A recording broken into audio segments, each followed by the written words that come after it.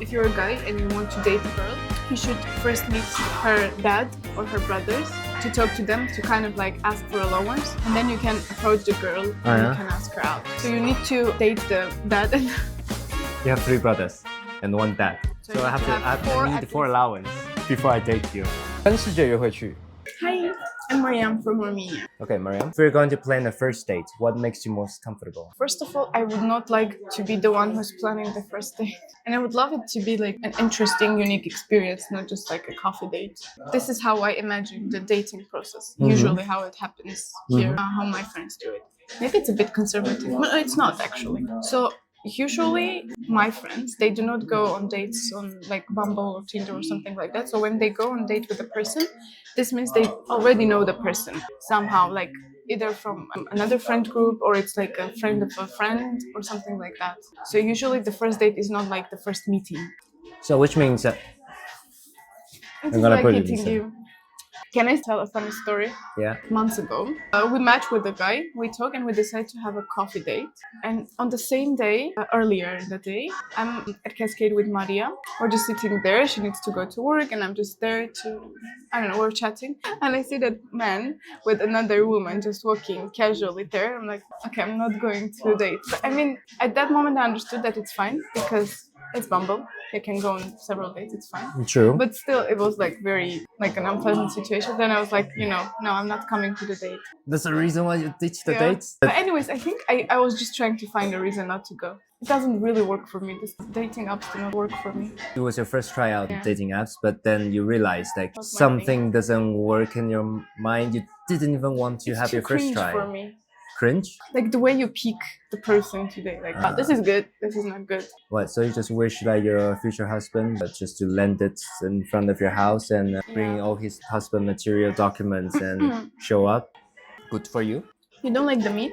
I do. No, you're Chinese, you're just eating the rice. This rice is made in China. How do you know new people, make new friends How do you meet new in the people? city? The first thing would be just in different random groups. For example, usually I have different friend groups, and when we get to meet each other, there are usually different people there, and then we have different people coming. It happened to me 100 times. I would be sitting in the park reading a book or working, and a person could to me sit and say, can I sit here? I'm like, no, he sits. And then he says like, you have a nice smile. I'm like, did you even smile? no. And then there was one time I just left. And You just left? Like right after you sat down? And I left my marker. I was reading a book with the highlighting. I left my marker on the bench and he was like running after me like in an Indian movie. Miss, you forgot your highlight. I was like, keep it. You say keep it? You don't want it anymore? I just don't like this way of approaching. No, but I feel uncomfortable. is not getting married a stigma here? It used to be even worse. Now I think people are getting used to it. But yeah, I would say it's a stigma. And they say if you're 25 and more, you're expired. Which you're 25 this year? I'm expired. But my sell-by date is not.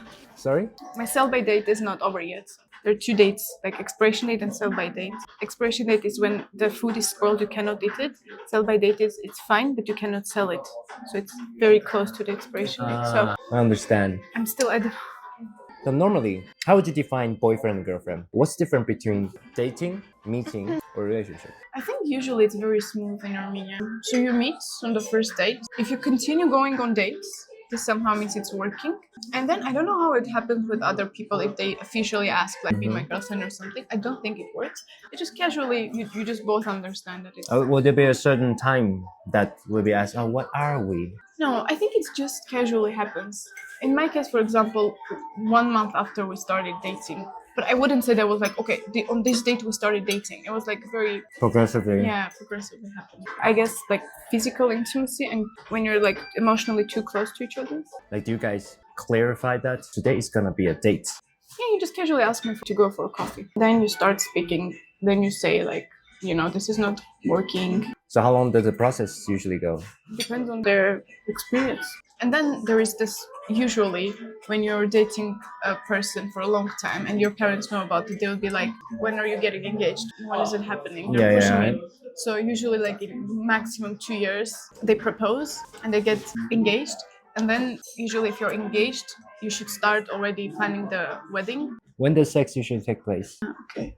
So usually it happens after marriage, and it's like a big stigma when it happens before or when it happens without marriage. Because Armenia was the first country who adopted Christianity, so we have to follow the religious rules, mostly conservative societies. Because this is such a big stigma that nobody talks about it. You know, even if something happens in the household, it will be kept in the household, and it's really like 50-50. When you live in Yerevan, like my age, my friend group, they would not like care about that. Even I think parents would not be very, focused on that. They just don't talk about it. Anyway, they probably won't even try to let their family know, right? So usually your parents don't know about that. The young people just try to deal with it on their own.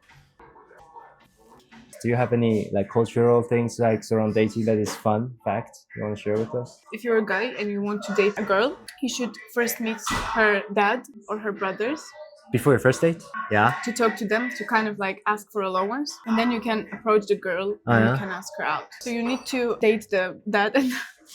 You have 3 brothers and 1 dad. So I need 4 allowance before I date you. My first boyfriend, as we lived in different cities, he just called all my brothers. Seriously? Not before our first date, but when we already decided that we're going to be in a relationship, he just called and talked to them. Hi, I'm Matthew, Mariam's boyfriend. Is it a must? If you don't do it, the family will dislike you. What about younger brother? No? If he's 4-year-old, then no, he will not call. What about 16? Yeah.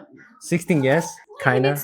But it's like... I'm dating your sister. It's not a big deal if it's younger one. Let's say when you're like 40. Is it still necessary they have to call your brother and father? What about your son? I don't know. I haven't heard this. No, I don't think so. Please figure out for me. It's gonna be so cringe. When you're 40, I don't think these things matter anymore. Especially when they're teenagers. Okay. This usually happens. What about family states? Is it people get divorced a lot here? It used to be a stigma, but nowadays I think even for the last 10 years, it has become a usual thing. So many. Become usual to divorce. Yeah. So, but I'm happy I'm not happy that people are divorced, but I'm happy that especially women understand that if I got married and I did maybe a mistake, it doesn't mean my life is over. It doesn't mean I have to endure pain and I need to stay with the person I don't want to stay just because it's stigma. What was the top value you're looking for in a partnership? Of course, all the cliche things that people say, like you should be loyal, should be independent, should have career. I don't want a person who has like villas and 3 apartments in Dubai. But the most important thing for me, based on the previous not successful relationships I've had, is when the person has his own life and knows his boundaries even when you are in a relationship.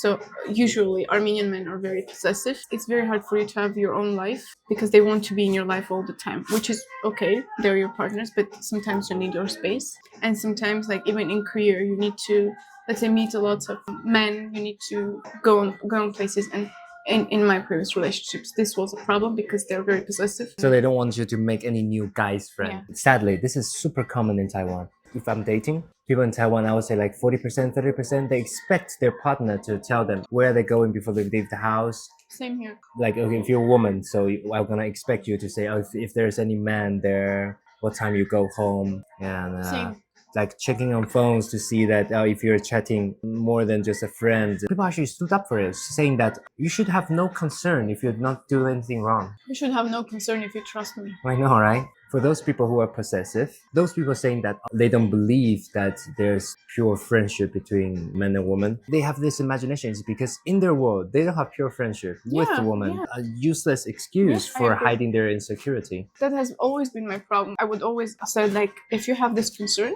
it means you don't trust me. If you trusted me, you wouldn't. And then the other excuses that are said are just zero for me. This is also common, like having a lot of possessive Armenian men. Yes. So like 80% of them. If there's 80% of them, it means that there's a certain level of women that accept this rule, right? 80%. No, yeah, usually this happens because women are fine with that. Only can happen if women are fine with it. In the division of the world, maybe somebody would call here somehow Slavic, somehow Caucasus. I guess Caucasus culture and Slavic culture and Asian culture, we're brothers.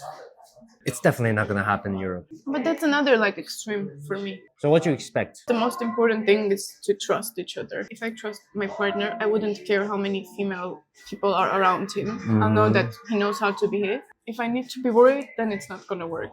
In the society when there are lots of possessive men, this is something you should expect, I think, that there will be lots of cheating. I think the saddest part for me is like when Armenian men or general men pick a woman, like when they fall in love, they pick the brightest one, right? The one who is the most beautiful, the one who shines in their communication stuff. And then when they get married or when they are in a relationship, they're trying to make these things fade away with their possessiveness. Like this girl used to wear like beautiful outfits and stuff, and they would be like, don't behave like this. I don't know how to say it in English. In Russian it's like seremushka. It's like someone, a cage bird. Yeah, and then they would be like, I'm not attracted to you anymore, just cheating with another bright woman. If I fall in love with you because maybe like a part of the reason could be your kindness, a part of the reason could be your beauty, we get married, we just ask you to not dress up, They are very insecure. and they turn to cheat to another woman. What about those women? Like, what do they do? Well, They just accept the don't. fact? Yeah. Now the younger generation is Of course, changed. because the stigma getting less, the restriction for women But I is know getting so way many less. stories, like hundreds of stories of that. The man cheats, the woman stays because she has kids. She doesn't have a normal job. She cannot live on her own, and she just stays. Kind of sounds like a standard story that happened universally. Not a shame, but like a thing to think about. I'm a woman with balls. Anyone who wants to date you, they must plan the first date, like coffee, be kind and comfortable. Sorry, weird. Buying a sofa. Yeah. Be kind and cultivated, building trust between as an individual, and what else? Yeah, so just love each other, trust each other, don't cheat on each other. Have something they're passionate about. To be an individual on their own, so that when we're each other, they don't try to get into my space as an individual and fill their time with my free time. You share each other your story when you're not meeting each other. So that creates like a positive cycle for growing ups individually, but together. If you're not going to say anything, I'm going to be awkward. Why are you gay?